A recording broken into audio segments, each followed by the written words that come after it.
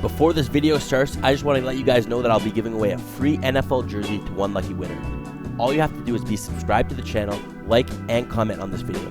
Even if you're a troll and comment mean things, I don't care, as I'll be giving away this jersey at random. With that being said, enjoy the video. NFL GMs are always looking for the final piece of the puzzle constructing a Super Bowl winning roster. Teams will build through the draft or free agency, but through trades is where the biggest assets get moved. While trades are thought to be mutually beneficial, there have been many times over the NFL's history in which a team has been flat out robbed. These are the top 10 worst trades in NFL history. Number 10, the Randy Moss trade. I'm still in awe looking back at this deal. There is a certain point in a player's career where they reach their cliff talent-wise and their production falls off accordingly. But Randy Moss was only 29 years old and already deemed by many as the most talented receiver ever play in the NFL. They called him the Super Freak for a reason. You can go through 1,000 drafts and not find a single player as close to a talented as Randy Moss in the 4th round. Yet, the Raiders let him go for that low of a price. He made it clear he wanted to part ways with the Raiders organization, and then they let the Patriots rob them blind, acquiring the best wide receiver in the NFL for a measly 4th round pick.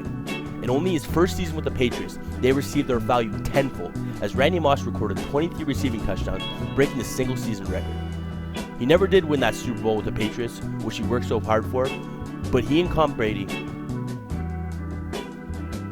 Number 9, the Steve Largent trade.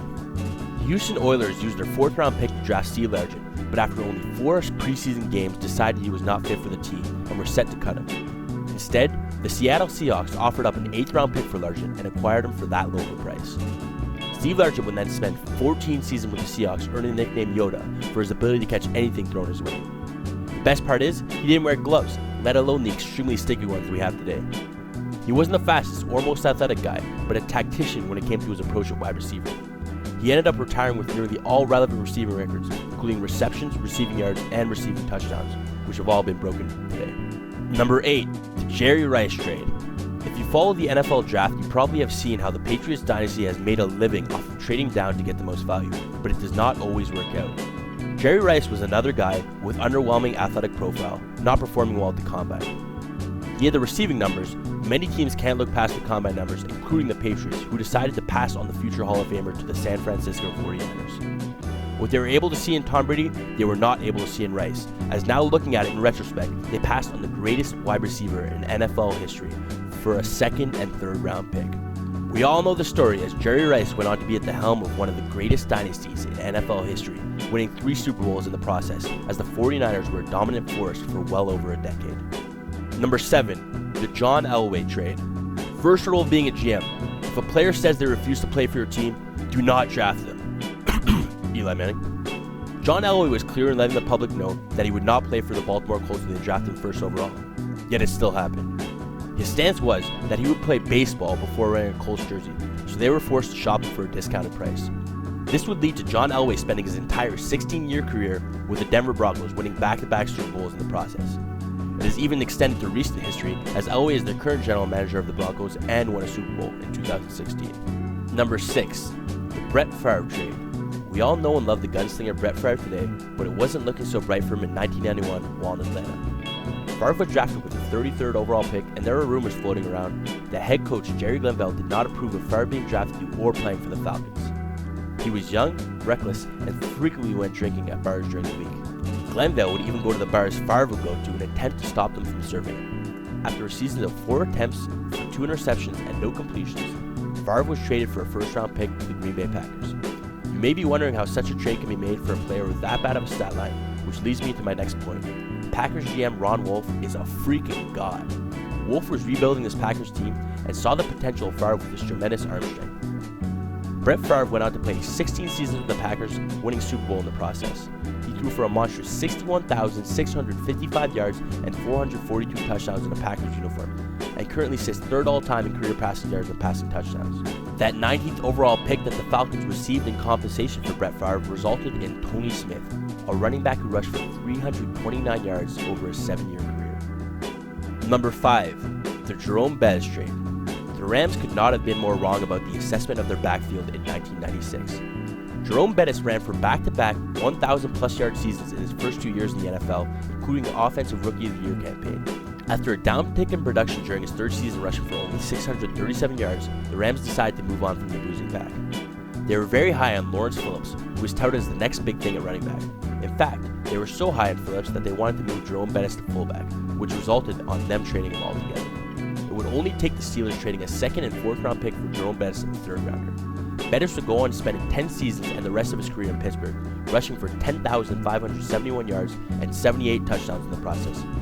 If you're still wondering what happened to Lawrence Phillips, he became one of the biggest draft busts ever, spending more time in jail than on the NFL field. Number 4, the Ryan Leaf trade. You see it today where there are only 2 elite quarterbacks clearly going back-to-back with the 2 first picks in the NFL draft, but the order is only speculation. As far-fetched as this may be looking back today, this was one of those drafts. Both Peyton Manning and Ryan Leaf were seen to be transformative players for a franchise. The quarterback-needy Chargers figured they would pay up and grab the 2nd overall pick and take whoever the Colts didn't draft. It all worked out according to plan, but what they didn't realize is that Ryan Leaf had no intentions of being a franchise quarterback. They paid way too high of a price for the 2nd overall pick and ended up drafting arguably the biggest draft bust in NFL history, being only 1 pick away from drafting arguably the best quarterback in NFL history in Peyton Manning. Number 3, the John Haddle trade. I almost feel bad putting John Haddle on this list because for the most part he was an accomplished quarterback. Consider the context. The Packers struggled to a 3-3 start to the season, and their head coach Dan Devine thought the one missing piece of the puzzle was the quarterback position. There are many scenarios where teams trade up for the next best young quarterback and pay the bank for it, but the Packers did so for a 34-year-old John Haddle. Again, not saying he was a bad quarterback, but 2 first-rounders, 2 second-rounders, and 1 third-rounder for a QB with his best days behind him is pure robbery. Haddle played 22 games with the Packers and threw for 9 touchdowns and 29 interceptions in the process. When questioned about this lopsided trade, Haddle said, "I really didn't believe it. I didn't think anyone would be that desperate." To no surprise, Haddle never found success with the Packers. Number 2, the Ricky Williams trade. Run, Ricky, run. Let me begin this by saying, Ricky Williams was a fantastic running back in both college and the NFL. Here's where the problem lies. No team should ever pay up that much for a running back who is yet to take an NFL snap. Mike Ditka was way too in love with Ricky Williams, which inspired him to trade 2 first-rounders, 2 thirds, a 4th, 5th, 6th, and 7th rounder for the Heisman winner at the 5th overall spot. In other words, Ditka traded every pick and his future he had for a player who was yet to play in the NFL. It also inspired the ESPN cover of Ditka wearing a tux while his bride-to-be Ricky Williams was wearing a wedding dress. Again, it's not that he was a terrible player, but they paid the bank hoping one player would be the answer to their problems, when in reality it was a multitude of things which could have been addressed with their draft picks. The Saints ended up finishing 3-13 and unsurprisingly gave the boot to Ditka following their blunder of the season. It's clear teams have taken note of this blunder, as you now often see RBs slip in the draft because of the volatility of the position.